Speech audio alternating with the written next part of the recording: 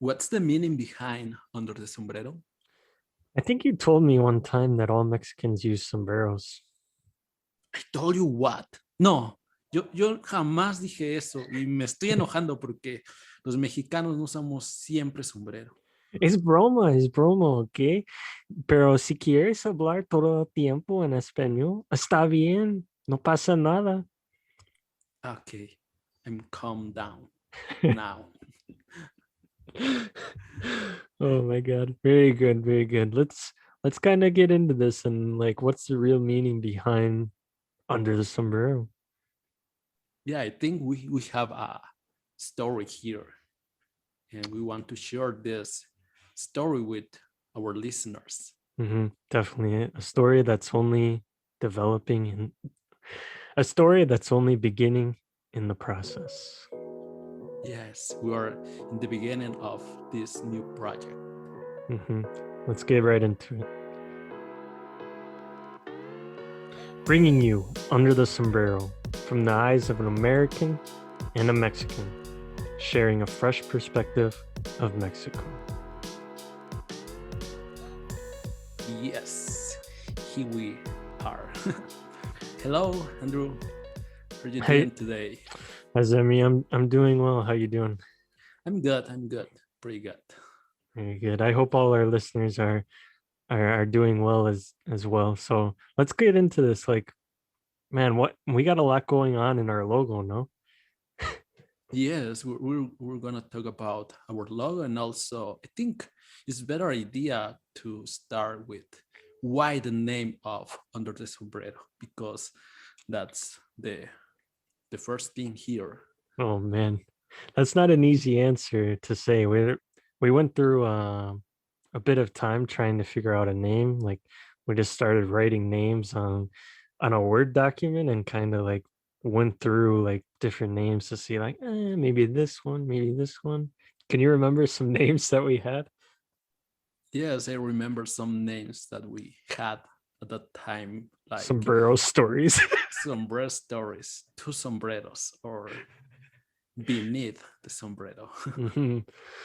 But none of them was like, that doesn't sound right. It doesn't like roll off the tongue good. So we kind of like we were worried if you remember, I know you do. There was an album called Under da Sombrero, and we were like, what's like a way we can maybe play with the words a little bit? So instead of the, we went with duh, under the sombrero. Yes, I remember that, and you came out with many ideas, and I thought, okay, Both of us. those sound good. Yes, both of us, but I think you had the main idea, and then we were trying to develop something else. hmm I'm really happy with the name and everything, how the logo came out and everything. Thanks to Oscar, even though that wasn't our original plan. No, we had like a different plan of to do something else with the logo. No, Yes, but who's Oscar? Oscar is our designer of our logo, the graphic designer that pretty much did everything for us and came up with the idea to do like kind of like a Statue of Liberty to mix in with Mexican and American culture because you're from Mexico and I'm from the United States. So to kind of unite the two together. We definitely appreciate what Oscar did in creating this logo. I definitely agree with that. And like the symbols, I think are good symbols to resemble Mexico and America. If you want to get into the sombrero first, that we were joking about in the beginning, I think that would be good to talk about. Yes, well, I think the sombrero has defined the image of Mexicans around the world for Mhm. a long time, from Mexican revolutionary figures to musicians of the state of Jalisco, Mm. those musicians De who Guadalajara. call, yes, in Guadalajara, those musicians who plays those guitars, and all them are called mariachis. Okay. And also to musicians in my beautiful state, Veracruz, who play son jarocho, a traditional kind of music in that part of Mexico. So we have many kinds or many styles of sombreros, and that's why we want to use this object as a symbol in our podcast. Yeah, it's more than just like a lot of people think it's just kind of like a joke, like all Mexicans are dark skinned and wear sombreros, but that's so far from the truth. Like you're not gonna see somebody wearing a sombrero in Mexico City, no? Yes, some people they use But it's pretty sombreros. rare. Yes, but this it's normal, I guess. As you said, I think unfortunately the sombrero has come to be associated with negative Mexican stereotypes, but that's Hmm. why we choose this this logo or this object, and is to say that it's our symbol. We're gonna talk or we're gonna use it in a different way and try to explain or try to give another overlook of the reality. I That's totally on the ball with that and everything. That's exactly what we want to do in this podcast and everything, to kind of change the way people think about these things, because it's not the reality. And that's why it stems from this under the sombrero. Pretty much anything underneath, we're saying like you put a hat on top of Mexico, a sombrero in Spanish, and we're gonna uncover like all the details of Mexico, as you can see like on our social medias, and we've talked about before: cuisine, history, life, experiences, stories, every anything related to Mexico, and having other people, friends on the podcast share their experiences, whether they're Mexicans or Canadians or Americans or from other countries, to share what their knowledge and kind of just give more information to everyone. Yes, I'm so excited for all those. Doesn't sound like it. You need to bring it up in your voice, brother. Sorry.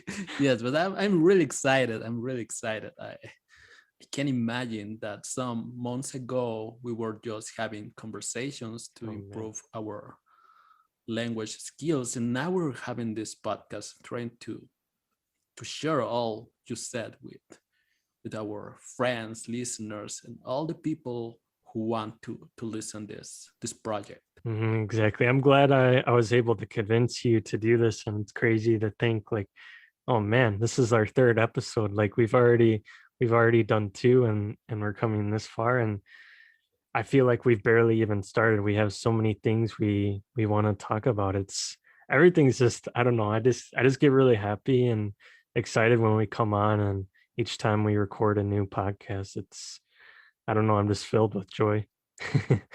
Yes, I feel you. I feel you. I feel the same. I'm really excited, and it's just the beginning. It's just the beginning, and yes, let's continue. Definitely, that's the plan, no, to keep going. And let's get into first things first. Like, is that a corn dog I see in our logo? I think a lot of people might think that's a corn dog. No, No, come on, man. It's not I a know what corn it is, dog. but It's an elote, uh-huh. un elote. It's elotes. They are so popular here in Mexico. They Mm, are snacks. All my friends, all my Mexican friends, 90% of them, or 99% of them, they love. 99.9. To be more specific, 99.9. They love elotes. And you're the 0.01% that doesn't. Yes, I Oh. hate to say that, but I don't know why. I don't really enjoy a lot at all elotes. I Mm, think it's because when I was little, I didn't eat a lot of them, and so hmm I didn't develop this love for elotes. hmm Well, Zemi, I don't know really what to say. I'm pretty surprised by this, but maybe our elote expert can help you change your opinion, your perspective in the future. Who knows? Maybe I can even when I return. But well, okay, that makes sense. I mean, it's something you didn't really grow up to, you weren't accustomed to. But for me, even though I didn't grow up with them, when I tried it like 2 years ago, it was just like, wow, this is kind of like amazing. And I've had a skeet day too. So like what like an elote preparado, as you were telling me before. I mean, I know what it is, but like for like our listeners, can you tell them what an elote preparado is? Like it's kind of like the Mexican version of corn on the cob, but with a lot different. Yes, it's a lot different because the flavors are different, and they usually elote preparado is usually spread with mayonnaise or butter in some places and topped with cheese, chile, and lime juice. And the flavor is so great. Even if I don't enjoy them at all, I know or I can recognize that flavors are really great. Hmm. And you said that you tried elote preparado already. Hmm. Can you tell me more about that, because I'm curious about that you came to Mexico and you tried elotes preparados here. That's right. As you know, and I've shared with you in the past, it's coming up on 2 years next month. Will be exactly when the first time I came to Mexico. And the first night I was in Mexico, I actually had the opportunity to try a homemade elote. And I can remember this night very clearly. So I had a Mexican girlfriend at the time, my ex-girlfriend now. What had happened was we went to her grandma's house first, no? Her aunt was sitting outside. She kind of like greeted us and we introduced ourselves. She didn't know any English. I didn't really know any Spanish at the time. So it was just like my ex was like my translator. So it was cool. And then she went inside for a moment, didn't know where she went or anything. And she came back out with this huge elote preparado. And my ex goes and tells me, try it, go ahead, go ahead. She wants you to try it. I took a bite and I was just like, there's no way this is this good. And I've never had it up until now. Like the flavors of, I know it sounds weird for other people, but the flavors of the mayonnaise, the chili, the cheese, and the lime, I don't know, it's just something really unique. And I've come to love like esquite too, which is you put it in a cup, it's basically just shaved corn and it's the same ingredients. And for me, that's a lot easier than going into a corn an elote preparado. It's kind of like the it would be the same thing for people that know corn on the cob, that people that don't like it in that form. They rather have it just cut off. Hey, yes, it's completely different having an elote preparado to esquites, because it's a different experience. I think both of them are fine. There are some places here in Mexico City where you can find some stalls. However, I think in all places of Mexico you can find them. But that that was a great story or a great memory that you had when you came to Mexico. No, definitely. It'll be one I don't forget. And it made me come to love elotes from the very beginning. And I'm definitely craving to have one again soon when I return. But to move on to another part of our logo, we have what's called a molcajete, no? Can you tell me a little bit about the molcajete? The molcajete. Ooh. Yes, Yes, is where the well magic happens. yes, the magic in the Mexican cuisine. Well, the molcajete is nowadays an essential part of our Mexican cuisine, and why not? It's part of our identity and culture. We could say that is an object that is a basic kitchen utensil in almost every Mexican house. No, I definitely agree with that from like the knowledge I've gotten from you and everything. And is it how many molcajetes do you have? Just one, Just but one? Oh get man. this, my Okay, okay. mom, Tell me. she has more than three. I think she has four. Okay. Why so Yes. many? Is there different purposes or what's the meaning behind this to have 3 or 4 molcajetes. Because each one of different sound size has its own purpose.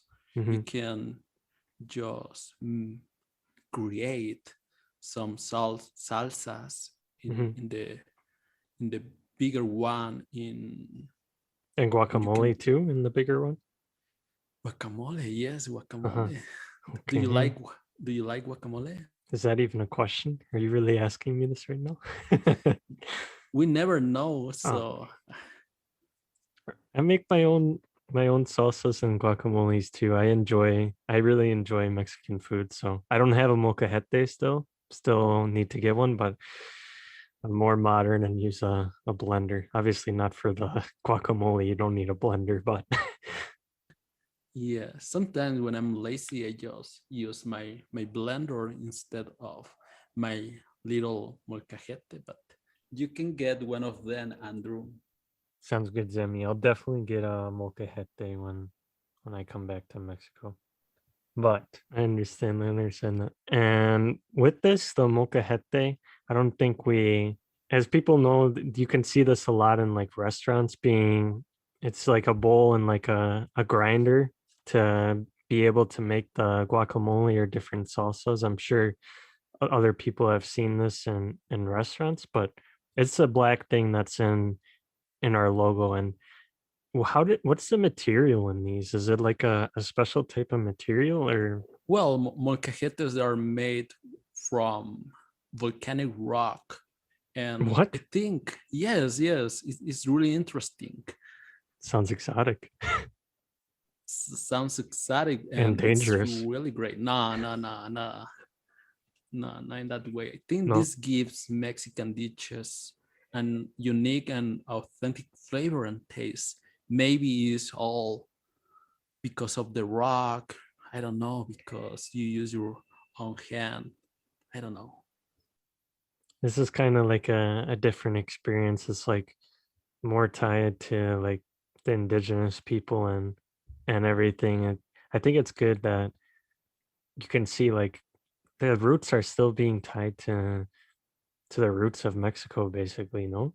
That it's still being used today after many, many, many, many years. And yes, that's why we selected this object in our logo. That's why we wanted to have this object here. I agree with you. I think it's an important part that we need to include, and I feel like it's very symbolic to put in because it's something that's been a part of the culture for centuries. I mean, this makes sense, and just to add like a touch to it, because like we said, we're going to be talking about cuisine, so why not put something else in terms of cuisine that's very important to Mexican culture? Yes, I recall that we were thinking about what things we should have in our logo, and you came out with this idea of the molcajete because you love Mexican cuisine. That is true. It still amazes me today, like before I even knew about Mexican cuisine, like for real, 2 years ago. It's just like I didn't know like half of these things existed, and we're gonna get into like different types of food because a lot of people don't know what mole is. For example, like they're not gonna know what that is, and different dishes. Just to name that, I'm not gonna go into more, but for example, those are the pure examples. Like people have no knowledge of. It's completely new information for them.